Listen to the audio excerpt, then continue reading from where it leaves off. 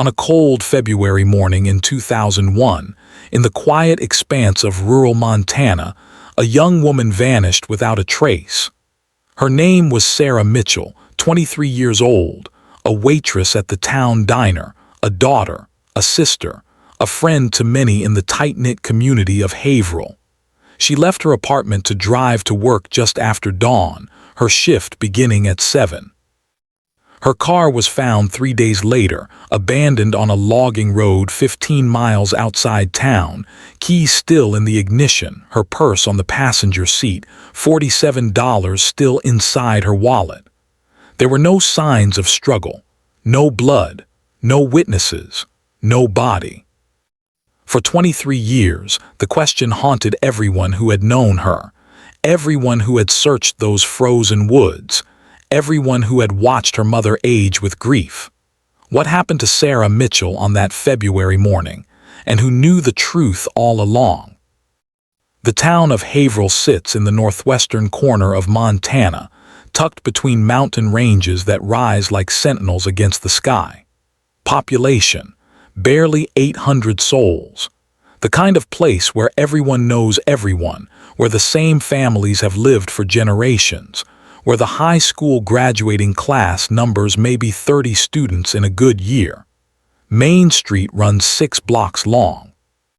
There's a post office, a grocery store, a gas station, a diner called Rosie's where the coffee is always hot and the pie is homemade. Beyond the town limits, the land opens into vast stretches of pine forest and rolling hills, logging roads cutting through wilderness that seems to go on forever. In winter, the cold settles in deep. Temperatures drop below zero. Snow blankets everything in white silence. It's beautiful and unforgiving in equal measure. Sarah Mitchell had lived in Haverhill her entire life. Born in the small hospital 20 miles south in Kalispell, raised in a modest 2-bedroom house on Cedar Street, graduated from Haverhill High in 1996. Her father worked at the lumber mill until it closed down in 1998. Her mother cleaned houses for the wealthier families who owned vacation homes near the lake. Sarah had a younger brother, Danny, 17 at the time she disappeared, a quiet kid who played basketball and kept to himself. Sarah herself was well-liked. Friends described her as kind, always smiling, the type who remembered your birthday and asked about your grandmother's health. She worked the morning shift at Rosie's 5 days a week, saved her tips in a mason jar under her bed, dreamed of maybe going to community college someday, maybe becoming a nurse. She dated occasionally, but nothing serious.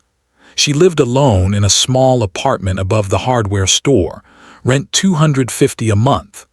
Her life was ordinary, unremarkable, the kind of quiet existence that unfolds in small towns across America every single day. February 7, 2001, Wednesday. The temperature hovered around 18 degrees before dawn. Sarah's alarm went off at 5:30 in the morning. Her apartment was a single room with a kitchenette, a bathroom barely big enough to turn around in, a window overlooking Main Street. She showered, dressed in her work uniform, black pants, white shirt, comfortable shoes, tied her blonde hair back in a ponytail. She ate a bowl of cereal standing at the counter.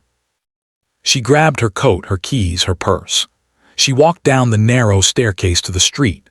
Her car, a 1994 Honda Accord blue, slightly rusted around the wheel wells, was parked directly in front of the building. She got in. The engine started on the second try, the way it always did in cold weather. According to the woman who lived across the street and happened to be looking out her window, Sarah pulled away from the curb at 6:42 in the morning. The drive to Rosie's took 7 minutes. Sarah never arrived. Clears throat.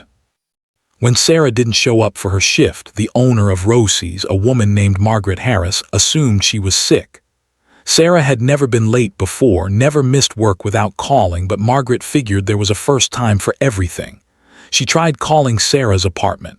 No answer. She tried again an hour later. Still nothing. By 10 o'clock, Margaret was worried enough to call Sarah's mother, Linda Mitchell. Linda drove to Sarah's apartment, knocked on the door, got no response. She used her spare key to let herself in. The apartment was empty. The bed was made. The dishes were washed and put away. Sarah's purse, Linda knew, should have been with her. Her car should have been downstairs. Linda went back outside and saw that the parking space was empty. She called the sheriff's office. Deputy Thomas Garrett took the initial report.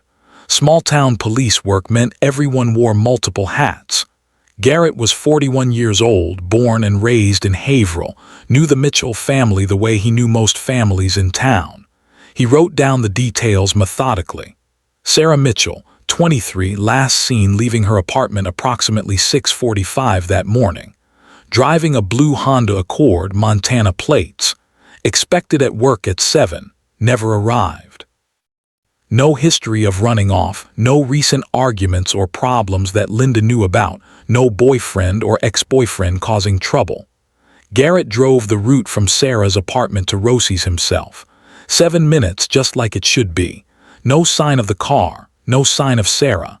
He expanded his search, driving the surrounding streets, the roads leading out of town. Nothing. By late afternoon, he filed an official missing persons report. The first 24 hours of a disappearance are critical. Everyone knows this. The Haverhill Sheriff's Department, small as it was, mobilized immediately. Sheriff Robert McAllister, a stern man in his 50s who had served in the role for 12 years, called in deputies from neighboring counties. By Thursday morning, search teams were assembled. Volunteers from the community showed up in numbers that surprised even the organizers. Over 100 people gathered at the high school gymnasium for coordination. They were divided into groups, assigned grid patterns, given maps of the surrounding wilderness. The temperature had dropped to 11 degrees. Snow had fallen overnight, a light dusting that covered everything in fresh powder. They searched the roads first.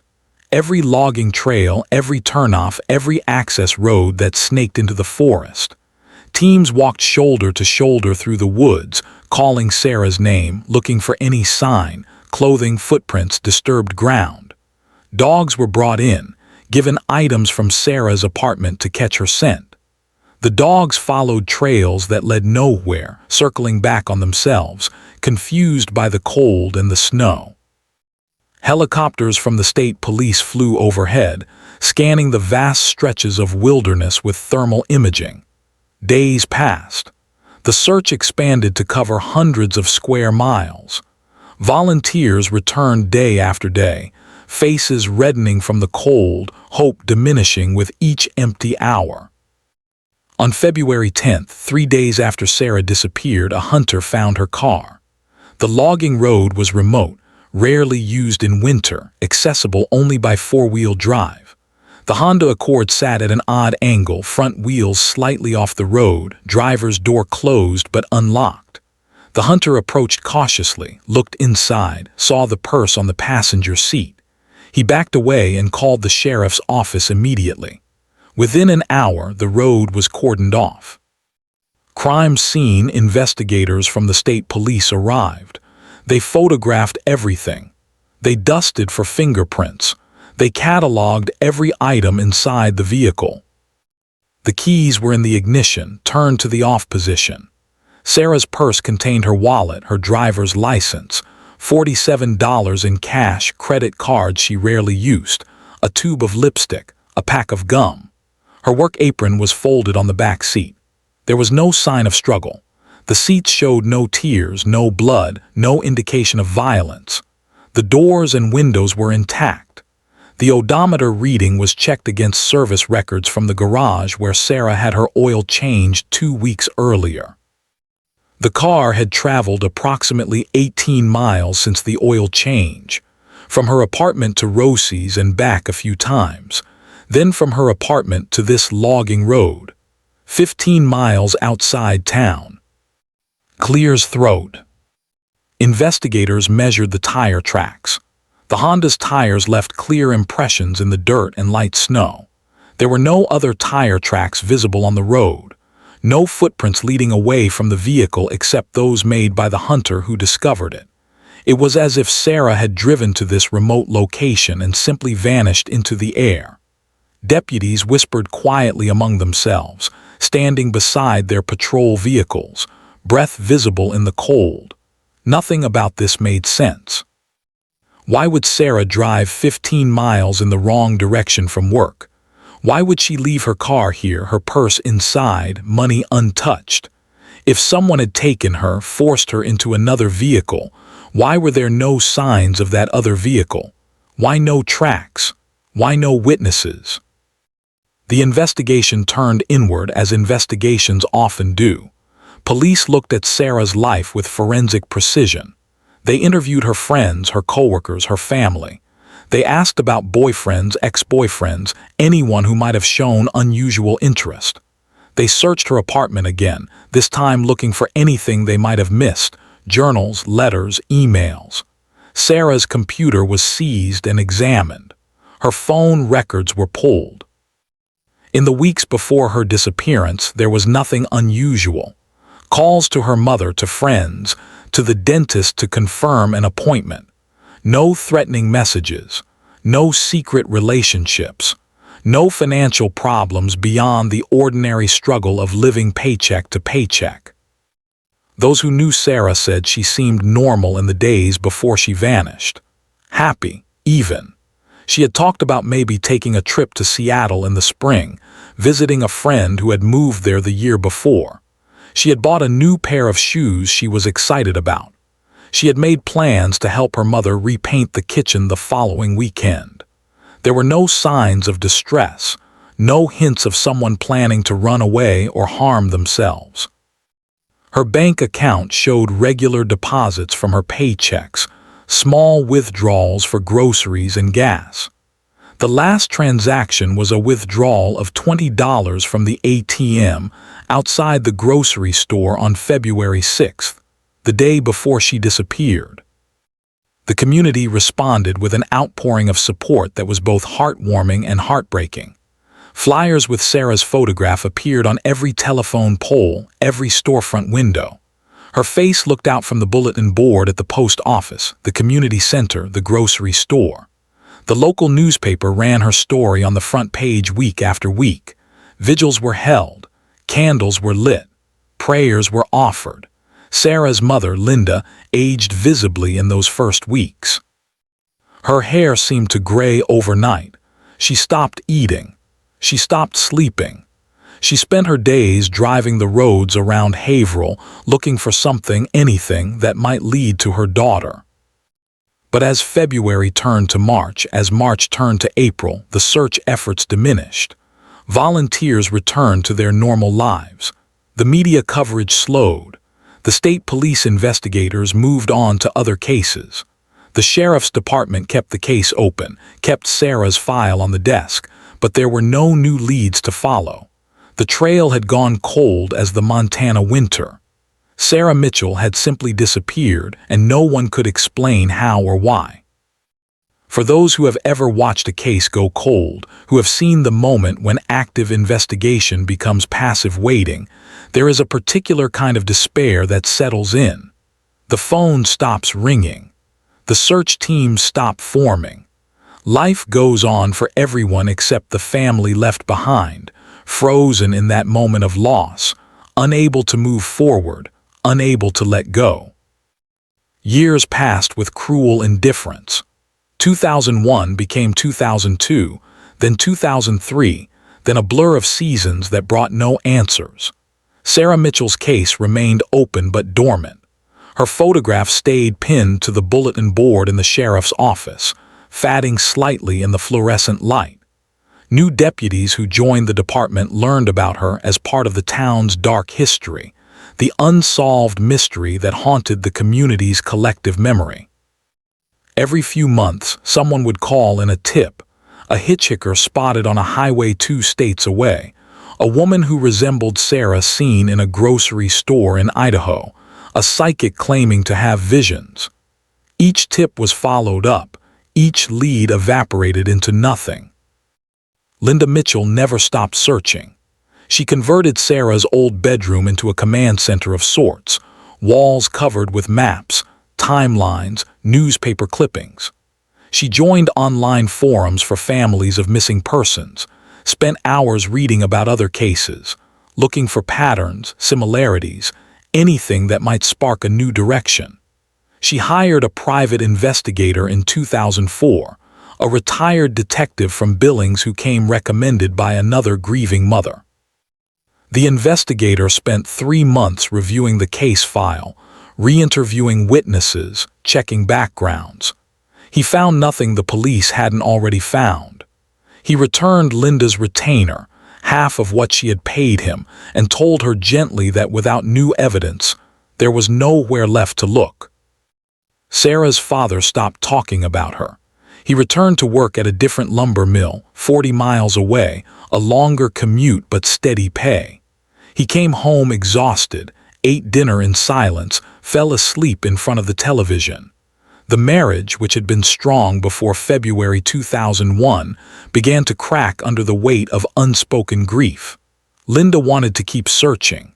Her husband wanted to accept that Sarah was gone. They fought about it in whispers at first, then in raised voices, then not at all. By 2006, they were sleeping in separate rooms. By 2007, divorce papers were filed. Danny Mitchell, Sarah's younger brother, graduated high school in 2002. He left Haverhill the day after graduation, moved to Missoula, enrolled in the university there. He changed his major 3 times, dropped out in his junior year, worked a series of jobs that led nowhere. He avoided coming home for holidays. He avoided talking about his sister. Friends from college didn't know he had a sister who disappeared. He built a life that had no connection to Haverhill, no connection to the past. But the weight followed him. He had nightmares. Always the same dream. Sarah calling to him from somewhere dark, her voice faint, asking him to find her, and he was running but never getting closer. In Haverhill itself, life continued. The diner where Sarah worked changed owners twice. Rosie retired and moved to Arizona. The hardware store below Sarah's old apartment closed down when the owner died. The building left empty, windows boarded up. New families moved to town. Children were born who had never known Sarah Mitchell, who grew up hearing her name only as a cautionary tale, a reminder that bad things could happen even in small towns that seemed safe. The old-timers still talked about her sometimes, gathering at the coffee shop on Sunday mornings, speculating about what might have happened. Some thought she had run off, started a new life somewhere, though this theory never sat right with those who knew her. Some thought she had been taken by a stranger, some drifter passing through, and her body was buried somewhere in those endless woods. Some thought darker things but didn't say them out loud. Clears throat. For those who have ever doubted someone you love, who have felt the creeping suspicion that the person you think you know might be hiding something terrible, there is a particular kind of torment. You watch them, looking for signs. You replay conversations, searching for inconsistencies. You wonder if you're going crazy or if your instincts are trying to tell you something your heart refuses to accept. In 2009, 8 years after Sarah disappeared, a woman named Jennifer Hayes walked into the Haverhill Sheriff's office and asked to speak with someone about the Mitchell case. Jennifer was 34 years old, a real estate agent, married with 2 children. She had lived in Haverhill her entire life. She told Deputy Garrett, still with the department all these years later, that she had information. Information she had been too afraid to share before. Information that had kept her awake at night for 8 years. Jennifer had known Sarah. Not well, but they had been in the same social circles, attended some of the same parties. In early February 2001, a few days before Sarah disappeared, Jennifer had seen her at a local bar called the Antler, a place popular with the younger crowd in town. Sarah had been there with a man. Jennifer knew the man. His name was Marcus Webb. He was 31 at the time, worked construction, lived alone in a trailer on the outskirts of town. He had a reputation. Not criminal exactly, but unsettling. He was known for his temper, for drinking too much, for making women uncomfortable with the way he looked at them, the way he stood too close. Jennifer told Deputy Garrett that she had seen Marcus and Sarah talking at the bar. It hadn't looked romantic, it had looked tense. Marcus was leaning in, speaking close to Sarah's ear. Sarah's body language was closed off, arms crossed, face turned slightly away. Jennifer had thought about intervening, asking Sarah if she needed help, but the moment passed. Sarah left the bar alone. Marcus stayed, drinking. Jennifer thought nothing more of it until Sarah disappeared 3 days later. Then she thought about it constantly, but she had told herself it was probably nothing. Lots of people had probably talked to Sarah in the days before she vanished. She didn't want to cause trouble for Marcus based on one interaction at a bar. But the guilt had eaten at her. For 8 years she wondered if that conversation meant something, if she should have said something then, if her silence had let something terrible go unpunished. Finally, she couldn't take it anymore. She came forward. Deputy Garrett listened. He took notes. He thanked Jennifer for coming in. He reopened the case file and started looking at Marcus Webb. Marcus Webb had been interviewed in the initial investigation, along with dozens of other people in town. He had told deputies he knew Sarah casually, had seen her around, had maybe said hello at the grocery store. He claimed he had been home alone the morning she disappeared, working on his truck. No alibi, but also no evidence connecting him to the crime. His name was in the file, one among many, nothing to make him stand out. Now in 2009, Garrett looked deeper. Marcus Webb still lived in Haverhill, still worked construction, still had that same reputation. Garrett pulled his records. No arrests, a few traffic citations, nothing serious. He drove out to Marcus's property, knocked on the door of the trailer. Marcus answered, shirtless despite the cold, a beer in his hand even though it was 2 in the afternoon. Garrett asked if he could ask a few follow-up questions about Sarah Mitchell. Marcus shrugged, said sure, invited him in. The inside of the trailer was cluttered but not dirty. Tools on the kitchen table, laundry piled on the couch, smell of cigarette smoke and old coffee. Garrett asked Marcus about the conversation at the Antler. Marcus didn't deny it. Said yeah, he had talked to Sarah that night. Said he had asked her out. Said she had turned him down politely. Said he had accepted it and moved on. Garrett asked what they had talked about. Marcus said he couldn't remember exactly. It was 8 years ago, but it was nothing important. Just small talk. Garrett asked if Marcus had seen Sarah after that night. Marcus said no. Garrett left the trailer with more questions than answers. There was nothing illegal about asking someone on a date, nothing illegal about being turned down, but the interaction gave Marcus a possible motive, a rejection that might have festered. Garrett started looking at the timeline again. The morning Sarah disappeared, Marcus claimed he was home working on his truck. No one had verified that. No one had checked. Garrett drove to the homes of Marcus's neighbors, the few who lived scattered along that rural road. Most didn't remember where they were on a random Wednesday morning in February 2001. But one man, an elderly farmer named Harold Jensen, said he remembered. He remembered because his water pipes had frozen that week, and he had been dealing with that problem. He had been outside early that morning before dawn, trying to thaw the pipes with a heat lamp. He had seen Marcus drive past in his pickup truck, heading toward town, around 6:30 in the morning. This contradicted Marcus's statement. He had said he was home all morning. Harold Jensen said he saw him leave. Garrett felt his pulse quicken. He went back to the case file, looked at the timeline again. Sarah left her apartment at 6:42. If Marcus had driven toward town at 6:30, he could have been waiting somewhere along her route. He could have flagged her down, gotten her to pull over. But why would she drive 15 miles in the wrong direction? Clears throat. The investigation, dormant for so long, came back to life. Sheriff McAllister, now in his 60s and thinking about retirement, assigned additional resources. The state police were contacted again. Marcus Webb became the focus. His financial records were subpoenaed.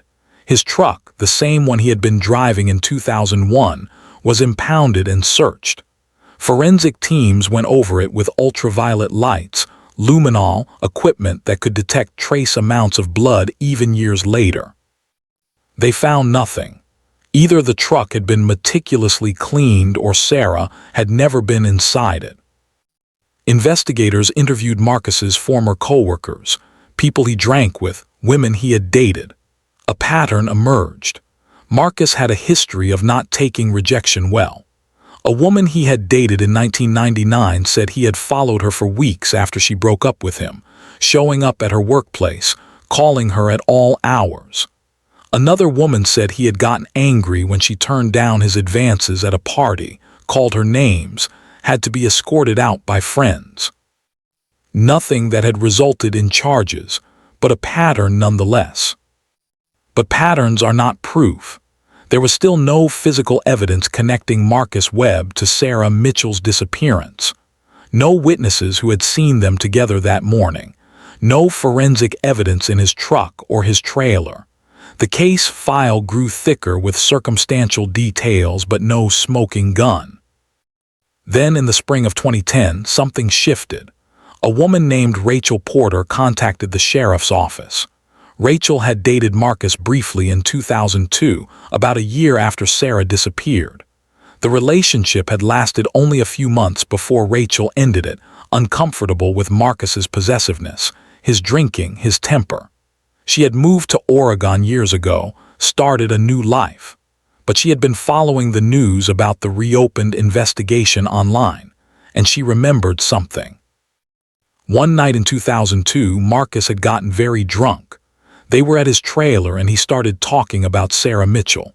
He said it was a shame what happened to her, said she was a nice girl. Then, staring into his beer, he said something that made Rachel's skin crawl. He said, "Sometimes people don't know when to leave well enough alone." Rachel asked him what he meant. Marcus looked at her, his eyes unfocused from the alcohol, and said, "Nothing. Forget I said anything." But Rachel never forgot. It was the way he said it, the coldness in his voice, the look on his face. At the time, Rachel had convinced herself she was reading too much into it.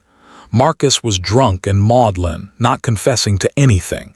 But now, years later, with the investigation focused on him, she felt compelled to come forward. Deputy Garrett took her statement. He shared it with the district attorney's office. They reviewed the entire case. Jennifer Hayes's account of the tense conversation at the bar. Harold Jensen's testimony that Marcus had lied about being home that morning. Rachel Porter's disturbing recollection. The pattern of behavior toward women who rejected him. The district attorney said it wasn't enough for charges. They needed more. They needed something concrete. The investigation continued through 2010 and into 2011. Marcus Webb, aware he was being watched, grew increasingly paranoid. He stopped going to the Antler. He avoided talking to anyone he didn't have to talk to. He hired a lawyer. The lawyer advised him not to speak to police without representation. Marcus followed that advice. Then the case went cold again, not for lack of effort but because there was nowhere left to look. Every avenue had been explored. Every witness interviewed, every piece of evidence examined. Marcus Webb remained the prime suspect, but suspicion is not evidence. The years ticked by. 2012, 2013, 2014. Sarah Mitchell's case became a cold case once more, filed away, remembered by fewer and fewer people as time moved forward with its relentless indifference. For those who have noticed how guilt changes a person, how it wears at them like water on stone, slowly but inevitably, there are signs if you know where to look. A distance in the eyes, a quickening of breath when certain topics arise, an inability to be still, to be comfortable in silence. In 2018, Marcus Webb started drinking more heavily than usual. His work became erratic. He showed up late to job sites, sometimes not at all. He got into arguments with coworkers over nothing. One night in September, he was arrested for disorderly conduct outside a bar in Kalispell, shouting at people, incoherent. He spent the night in jail, was released with a fine. His life was falling apart, and people who knew him whispered that it was guilt finally catching up to him. In 2020, the COVID-19 pandemic brought its own kind of isolation to Haverhill. Businesses closed, people stayed home. The world felt smaller, more claustrophobic. Marcus Webb, living alone in his trailer, seemed to sink deeper into whatever darkness lived inside him. Neighbors reported hearing him shouting at night, though he lived alone. Bottles piled up in his trash. His truck, once his pride, sat rusting in the yard. In March 2024, 23 years after Sarah Mitchell disappeared, Marcus Webb walked into the Haverhill Sheriff's office and asked to speak to someone about her case. The deputy at the desk, a young man who hadn't even been born when Sarah vanished, almost didn't understand what Marcus was asking. But he called Sheriff Amanda Reyes, who had taken over the position 3 years earlier when McAllister finally retired. Sheriff Reyes came down to the office immediately. Marcus Webb sat across from her in the interview room. He was 54 years old now, but he looked older. His face was lined and gray. His hands trembled. Sheriff Reyes read him his rights. He said he understood. She asked him why he was there. He said, "I need to tell you what happened to Sarah Mitchell." Clears throat. The confession came slowly, haltingly. Marcus said he had seen Sarah that morning, February 7, 2001. He had been driving toward town, had seen her Honda Accord on the road. He had followed her. Not with any plan, he said, just following. He flagged her down, got her to pull over, said he needed help with something. Sarah, kind as she was, had stopped. They talked. He asked her again to go out with him. She said no, gently but firmly. Something inside him snapped, he said.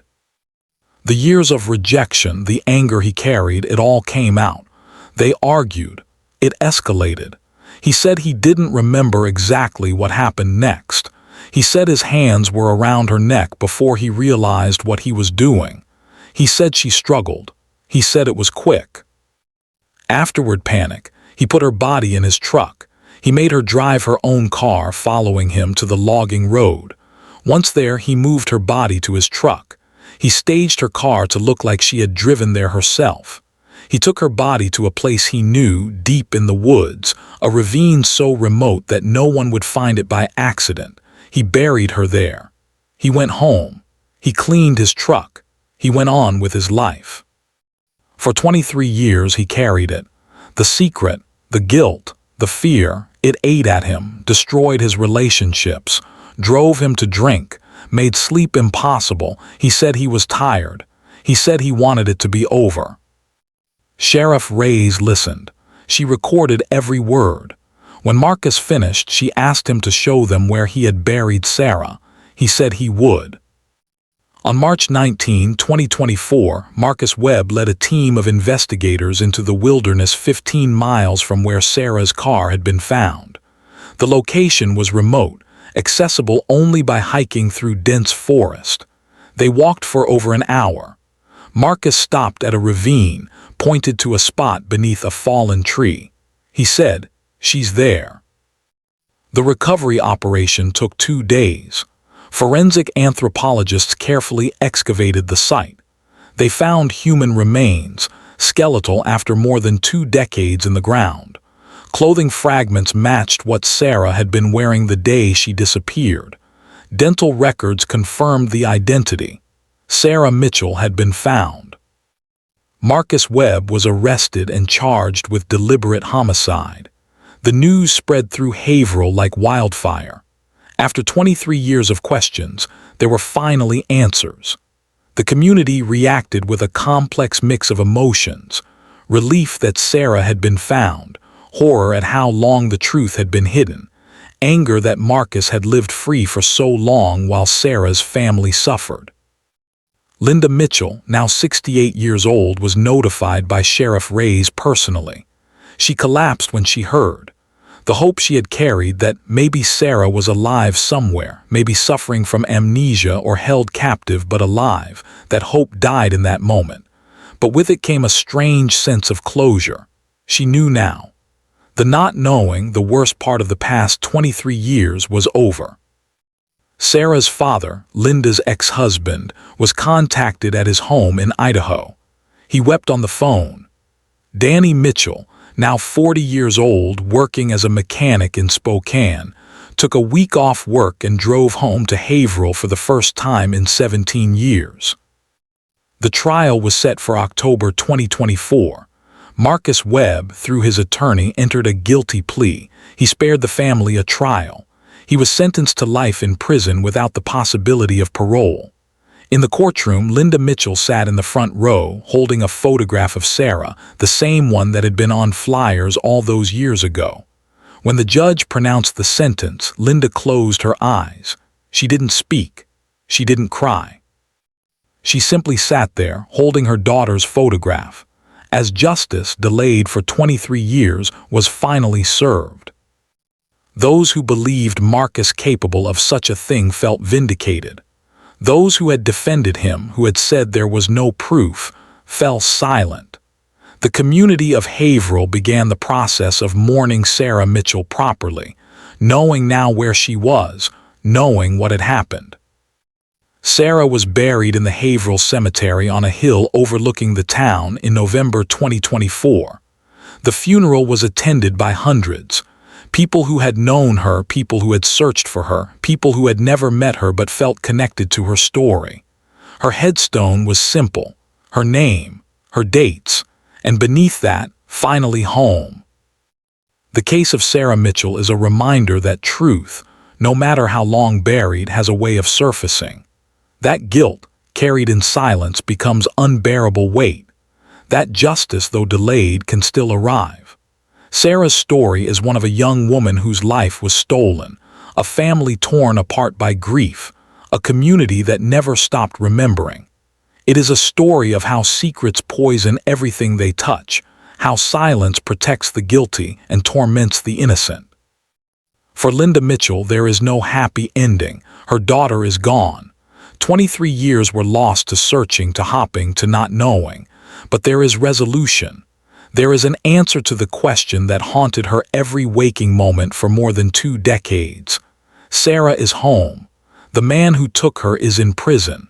The truth, terrible as it is known. If this story mattered to you, subscribe and hit the bell.